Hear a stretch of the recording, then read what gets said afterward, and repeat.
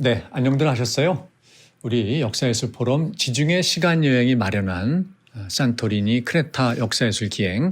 오늘은 이제 세 번째 시간으로 산토리니의 역사와 산토리니에 있는 유적을 이제 본격적으로 살펴보도록 하겠습니다. 자, 서양 문명의 남상은 그리스 문명이고요.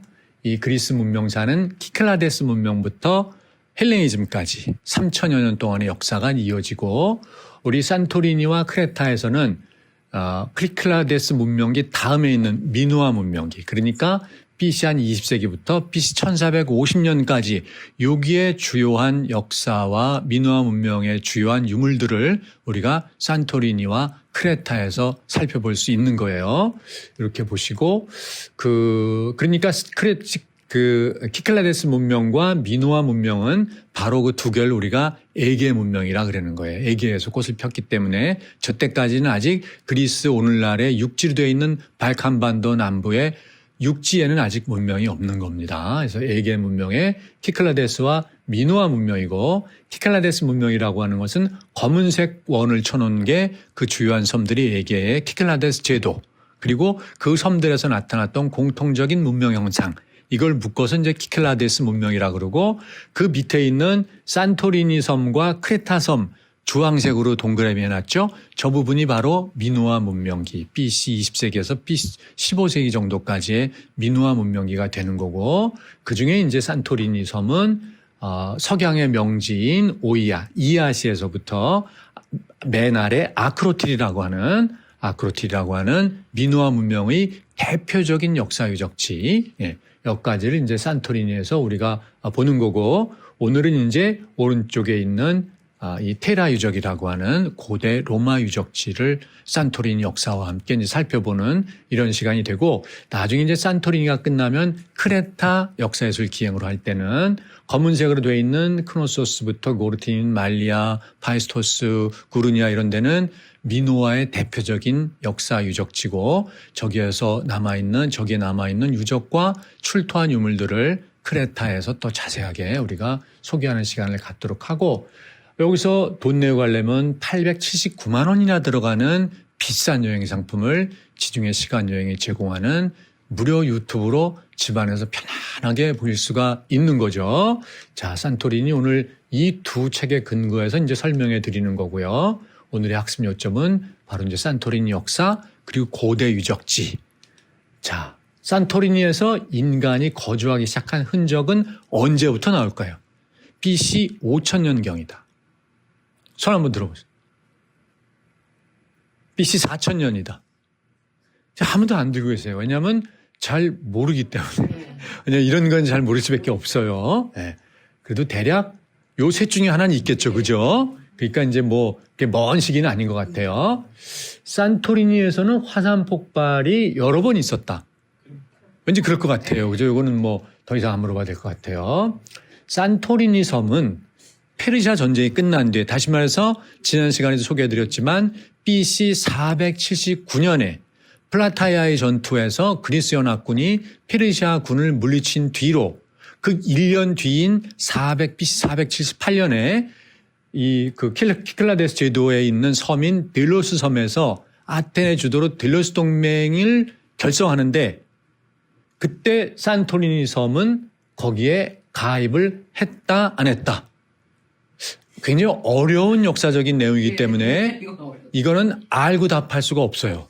그냥 찍어야 되는 거예요. 그래서 보겠습니다. 그래서 가입했다 손 들어보세요. 안 했다. 이게 혼자 들 때 들어야 남는 거예요. 네, 혼자 들을 때 들어야. 이 같은 키클라데스 제도니까 당연히 가입했을 것 같은데, 참 당대 보면 그리스 도시 국가들의 아테네를 못 믿는 거예요. 그런 데는 가입을 안 했어요. 왜? 너무나 큰 제국 페르시아가 있는데, 페르시아가 지금까지 역사가 흘러보니까 또 침공을 안 한 거지, 페르시아가 언제 또 쳐들어올지 모르는데, 그때 만약에 아테네 편 잘못 들었다가 어디서 뒤통수를 맞을 수가 있으니까 이제 그런 걸 우리가 또 생각해 볼 수 있고, 산토리니 출신에 굉장히 부자가 있었는데, 이 부자가 고향에 지어진 건물은 호텔이냐 병원이냐, 확률은 50%예요. 굉장히 높아요. 승률이. 자, 호텔 지어줬다. 병원 젖었다. 계속 틀리는 것만 혼자 드시는 분이 계세요. 틀리는 것만. 당연히 뭔가 자선사업이니까 병원 젖었을 것 같은데. 자, 뭘 지어졌는지 한번 보십시다. 그리고 산토리니에 로마 유적이 있다? 이거 왠지 있을 것 같으니까 지나가고요. 오늘의 강의 소주제는 산토리니 역사 한번 훑어보고 그다음에 로마 유적을 먼저 원래는 이제 미노아 문명 유적부터 살펴봐야 되는데 그게 너무 중요하고 훑어볼 게 많기 때문에 일단 로마 유적부터 보고 다음 시간에 이제 본격적으로 이 미노아 문명 유적지를 보도록 하겠습니다. 그래서 고대 그 로마 유적은 에인션트 테라, 그러니까 고대 테라 유적지다. 이렇게 이제 우리가 불러요. 자, 산토리는 BC 5000년부터 인류가 거주한 이런 이제 흔적들이 나와요. 그리고 아크로틸이라고 하는 우리가 이제 그 미노아 문명의 대표적인 거에서부터 BC 2000년대부터 이제 본격적으로 이게 나오기 시작합니다. 그러니까 산토리니 화산섬의 본격적 처음의 흔적은 BC 5000년경으로 추정이 되지만 아주 세련되게 뭔가 흔적을 남겨놓는 거는 BC 2000년경부터다. 이렇게 보시면 되겠어요. 근데 이제 왠지 모르게 BC 1000년대 초반에 이제 이게 이제 사라지는 이런 모습들 우리가 이제 볼 수가 있고 이것이 대분화와 연결되지 않았겠느냐 이렇게 보는 거고 그래서 이제 한참 지난 뒤에 BC 9세경에 도리아인들이 들어와요. 그러니까 옛날에 그리스 민족, 우리도 옛날에는 고구려 있고 백제 있고 신라 있고 가야 있고 그렇잖아요. 부여도 있고. 그 식으로 그리스인들의 민족을 구성하는 원형은 도리아인들, 이오니아인들, 아에올리아인들 뭐 이렇게 크게 세 종류의 사람들이 있어요. 그중에 이제 이오니아인의 대표적인 게 아테네고 도리아인의 대표적인 게 스파르타입니다. 이 구분이 그렇게 되시면 좋아요. 자, 그래서 이제 이 그 도리아인들이 바로 원래는 페니키아인들이 들어왔다가 페니키아인들 대신에 그리스인 도리아인들이 들어오고 여기 산토리니 기반의 도리아인들이 다시 또 퍼져나가는데 가까운 남쪽에 북아프리카 키레네라는 지역도 여기 사람이 이렇게 됐다. 그러니까 이 동지중해연안이라는 게 이렇게 다 그리스 민족이 오가면서 만든 그런 그 문명지다 이렇게 보시면 돼요. 그러니까 본토 그 펠로폰네소스 반도, 그러니까 아테네라고 쓰여 있는 데는 이제 그 발칸 반도의 남부가 되는 거고 아테네에서 이렇게 왼쪽으로 보면 반도가 또 있죠. 저 펠로폰네소스 반도. 거기가 주로 도리아인들의 집산지입니다. 그 도리아인들이 그 붉은 표시되어 있는 산토리니 왔다가 거기 사람이 다시 밑으로 내려와서 오늘날 리비아 땅인 키레네 지역에 이 그리스 도시를 만들었다. 제가 키레네를 가보니까 지금도 신전이라든가 아고라라든가 이런 게 많이 남아있어요. 도리아에. 신전도 많이 남아있어요. 도리아란다. 키레네에. 도리아 양식의 건물들이 꽤 여러 개가 키레네에 남아있더라. 이런 걸 보시고 BC 479년에 페르시아 전쟁이 끝나면서 1년 뒤인 BC 478년에 아테네 주도로 델로스 동맹을 형성하는데 근데 산토리니는 거기에 가입을 안 했어요. 뭔 배짱인지 안 했습니다, 장관. 그래서 여기 섬으로 다시 보면, 그러니까 주로 이제 델로스 동맹은 그 가운데 델로스 섬 보이시죠? 그죠? 아테네에서 바로 밑에 있는 게 델로스잖아요. 그 델로스 섬에서 이제 동맹을 결성하는데 나중에 이제 에게 공부를 하면 델로스 섬을 자세하게 소개시켜 드릴 텐데 거기다가 이제 이오니아해. 그러니까 이오니아 연안, 그러니까 오늘 터키 서부 연안 지방에 있는 주요 도시 국가들하고 에게에 있는 대부분의 도시 국가들하고가 다 델로스 동맹에 가입을 했는데 같은 키클라스 제도에 있는 산토리니는 불참 이렇게 된 거예요. 불참. 아주 따로 노른 거죠. 네. 자, 델로스 동맹은 몇 개 나라가 결성했을까요? 이게 이제 그리스라는 나라가 그리스 문명의 특징이 뭐냐면 예를 들어 중국이다. 그러면 그 넓은 그 큰 땅덩어리가 하나의 왕조잖아요. 우리도 옛날에 마한 이렇게 여러 가지가 있었지만 통일신라 이후에는 다 하나의 나라로 이어지잖아요. 잠깐 후백제나 후고구려가 있다 해도 3개 정도고 그리스는 그런 한두 개가 아니에요. 기본 단위가 이렇게 많아요. 델로스 동맹을 결성했던 거는 한 150개 정도 나라가 되는 걸로. 나중엔 가맹국이 더 늘어나가지고 이제 아테네가 점점 제국이 되면서 야 들어와 해가지고 몇백 개가 나중에는 가입을 하는 예, 이런 게 되는 거죠. 예. 자, 그래서 이게 이제 산토리니가 여러 번 분할을 해요. 그 727년에 로마 때도 이제 했다가 727년에 크게 한번 분화가 됐습니다. 저기 산토리니가. 그러니까 콘스탄티노플에 있는 동로마 이제 황제들이 뭐 이렇게 될 거 아니에요. 근데 재미난 게 뭐냐면 727년에 산토리니가 크게 분화해가지고 큰 피해가 나기 1년 전에 726년에 지금 주화해 보이는 이스탄불 오리엔트 고고학박물관에 있는 저 레오 3세가 뭘 내렸냐, 어떤 조치를 내렸냐면 성상 금지령이라는 걸 내려요. 성상이 뭐예요? 성스러운 조각이니까, 그러니까 예수 그리스도나 성모 마리아나 주요 성인들이나 천사라든가 이러한 성스러운 인물이나 신의 조각을 우리가 성상이라고 그러잖아요. 이거를 성상을 뭐 조각도 되고 그림도 되고 이거를 무조건 금지한다. 새로 만들지 못하는 것은 물론이려니와 기존에 있는 것도 파괴하라. 이 명령이 내려진 거예요. 이게 1차 성상 금지령입니다. 이 바람에 제국 내에 있던 대부분의 대부분이 아니죠. 다 파괴가 된 거예요.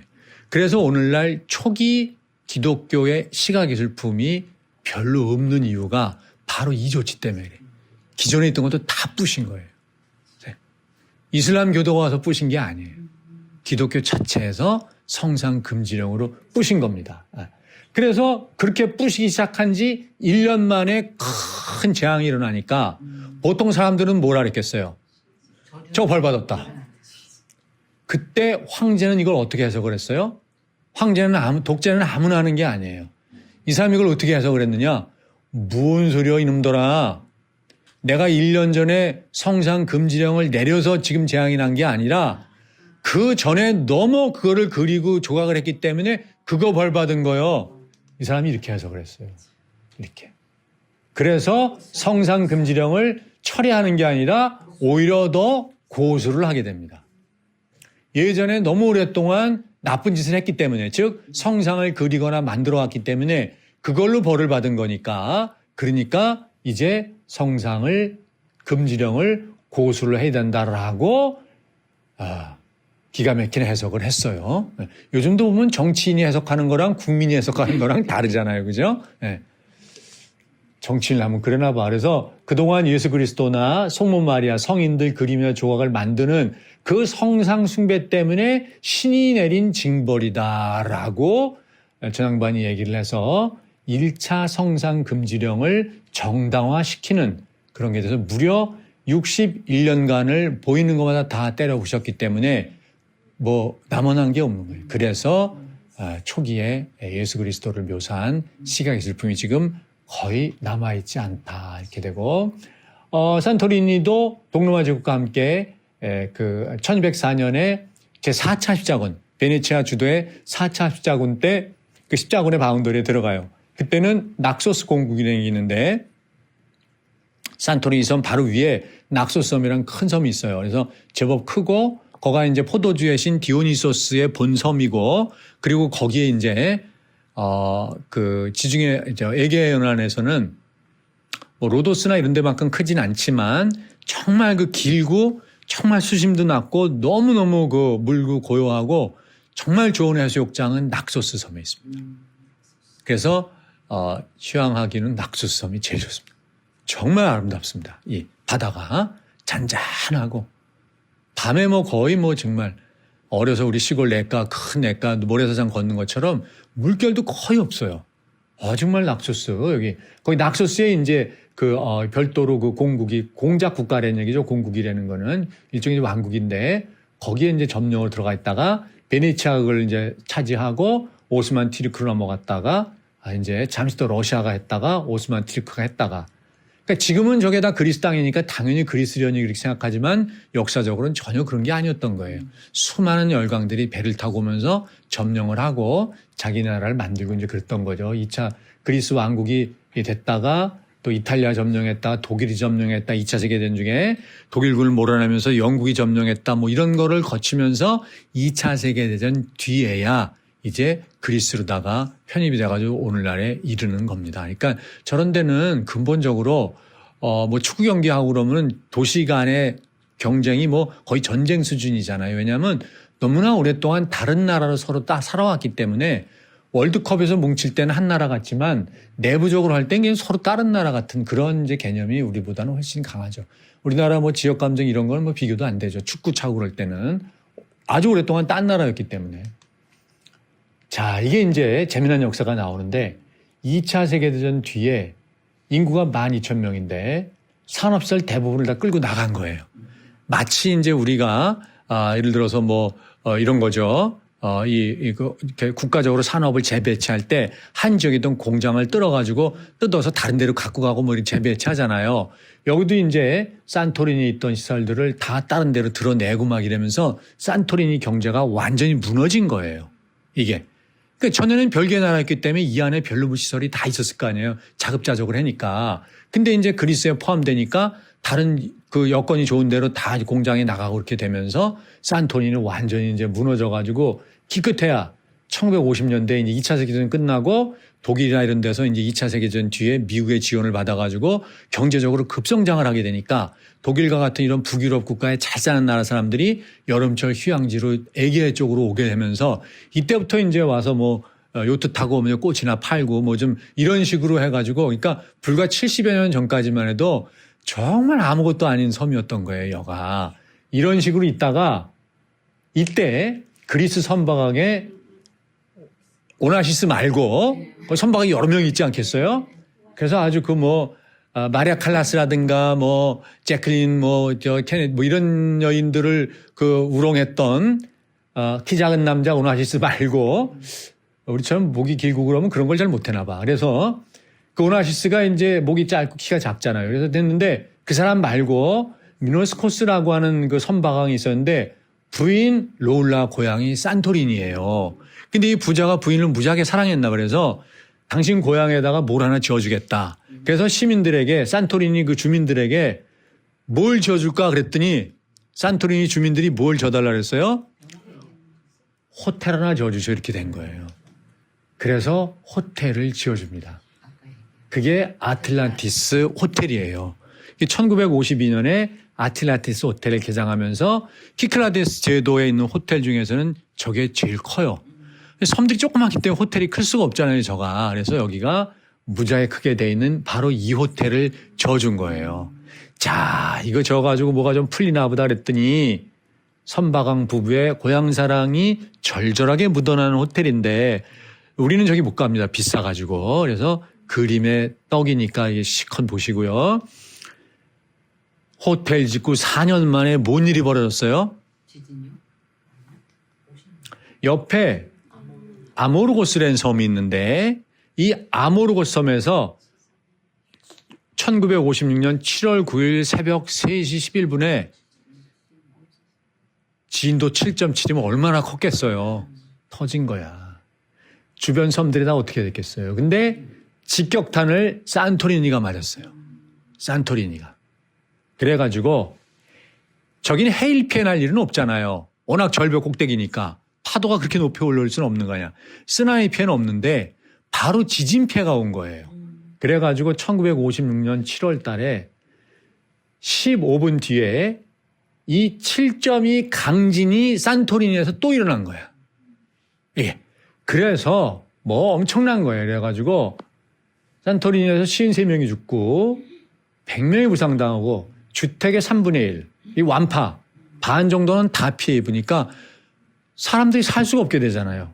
공공건물 저 얼마나 또 옛날에 집을 잘 졌겠습니까? 저런 데서. 그러니까 그냥 다 무너진 거예요. 그래서 어떻게 됐어요? 지진 피해 나고 주민들이 고향을 떠났어요. 고향을 지켰어요. 안 그래도 먹고 살 게 없고 2차 세계대전 이제 다 반출돼가지고 끝났는데 지진의 폐허까지 되니까 대부분이 떠난 거예요. 근데 구분나무가 선산 지킨다고 그냥 못 떠나고 그냥 거기 남아있던 사람들이 대박이 터진 거야. 네, 대박이. 관광으로 여기가 살아남게 될 줄 누가 알았겠어요. 네, 관광이 저희가 될 줄은. 네, 그래서 다 떠났는데 그냥 구분나무들이 남아있다가 관광 대박이 터진 거죠. 1972년에 여기가 공항이 생기면서부터 다이렉트로 유럽 사람들이 들어오게 되니까 여기가 이제 70년대에 관광 아주 세계 최고의 관광지가 된 거죠. 예. 그래서 80년대 이후로 뭐 저기 세계의 최고의 관광지가 되고 산토리니 포도주가 꽤 유명하더라고요. 이렇게 해서 이제 포도주도 만들고 이렇게 되고 자, 이제 거기에 남아있는 로마 유적이 있는데 바로 이 까마리 비치 위에 있는 메사 보노라고 하는 저산 꼭대기가 로마 유적지입니다. 저기가. 예.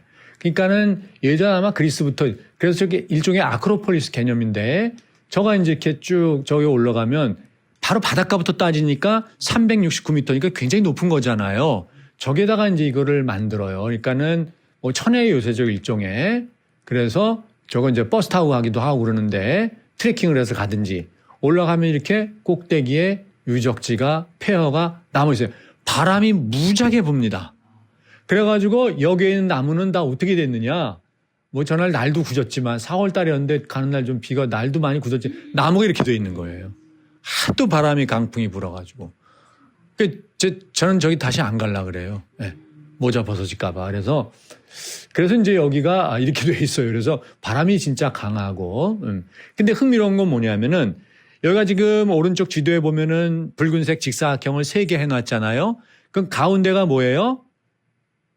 메사 보우노 산에 있는 아크로폴리스의 고대 유적지고 그 양쪽으로 좌청룡 500호처럼 북쪽으로 있는 것이 검은 자갈 해안 카마리 비치고 남쪽에 있는 페리사 비치는 검은색이 아니에요.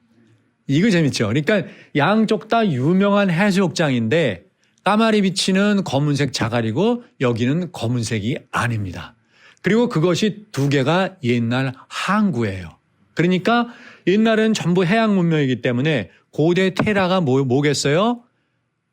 바닷길이 없으면 도시가 번성할 수 없잖아요. 그래서 두 개의 항구를 끼고 있는 굉장히 번성하던 유적지였다. 이렇게 우리가 볼 수 있으면 돼요. 그래서 그러니까 산토리니 전체에서 사람이 살던 데는 여기가 유일했습니다.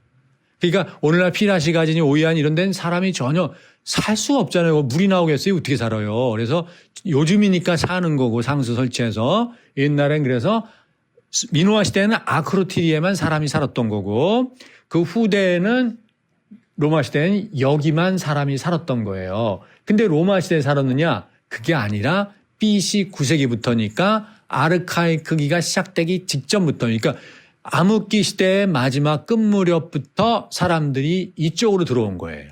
이쪽으로.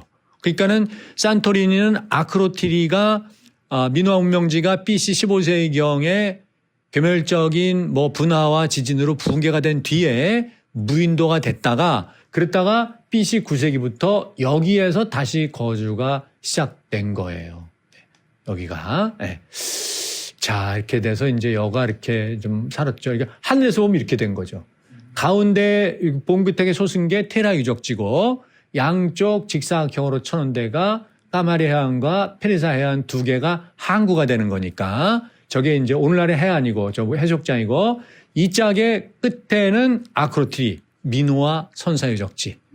네. 요거 아주 또 기가 막힌 데인데 요것도 우리가 이제 탐방하게 되겠습니다만 이렇게 돼 있고 그래서 여기 가보면 이제 대부분 지금 폐허인데 그래서 BC 4세기 헬레니즘 시대 이후에 그러니까 제가 아까도 말씀드렸지만 이 아크로폴리스 그러니까 그리스 문명권에서의 도시라고 하는 것은 기본적인 개념이 신들의 공간인 아크로폴리스 산꼭대기 그다음에 그 밑에 인간의 공간인 아고라 두 개가 형성되면서 산꼭대기를 많이 그 시가지를 형성을 해요. 여기도 이제 그런 식으로 저 높은 데다가 왜 했지? 이게 아니라 그리스인들은 그 높은 데에만 짓습니다.